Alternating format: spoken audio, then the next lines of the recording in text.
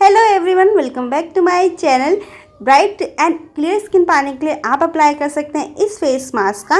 इसमें दो चीज़ों का यूज़ हुआ है, फर्स्ट रोज़ वाटर, सेकंड मुल्तानी मिट्टी। दोनों को अच्छे से मिक्स करना है, देन अप्लाई करना है ऑन योर फेस।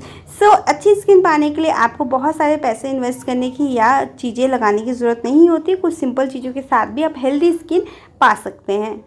पेस्ट को अच्छे से मिक्स करना है, देन अप्लाई करना है अपने सी जोन या टी जोन पे, जहाँ भी आपको ऐसा लगता है कि आपको ऑयल ज़्यादा प्रोड्यूस होता है उस वाले एरिया में।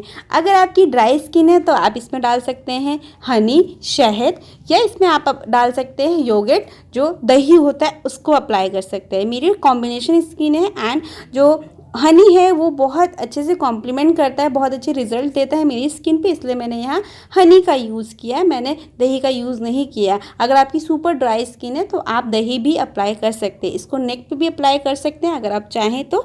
ड्राई होने देना है 10 से 15 मिनट, देन उसके बाद में आपने अच्छे से फेस वॉश कर लेना है। फेस वॉश करने के बाद नॉर्मल टाल से या किसी सॉफ्ट टाल से आपने अपने फेस को ड्राई करना है। नेक्स्ट अप्लाई करना है टोनर, किसी भी ब्रांड का ये DIY करके आप बना सकते हैं, वो अप्लाई करना है। ये बहुत ही इंपॉर्टेंट स्टेप है। अगर आप अपने फेस को स्क्रब करते हैं या मास्क को ही अप्लाई करते हैं तो आपने टोनर एंड मॉइस्चराइज़र दोनों ही यूज़ करने हैं। नेक्स्ट आप कोई भी मॉइस्चराइज़र यूज़ कर सकते हैं। मैंने यहाँ एलोवेरा जेल यूज़ किया है बिकॉज मेरा ये फेवरेट है। आप अपना फेवरेट कोई भी मॉइस्चराइज़र अप्लाई कर सकते हैं। Follow me for more beauty tips and thank you so much guys for watching me. मिलते हैं नेक्स्ट वीडियो में। Till then bye bye.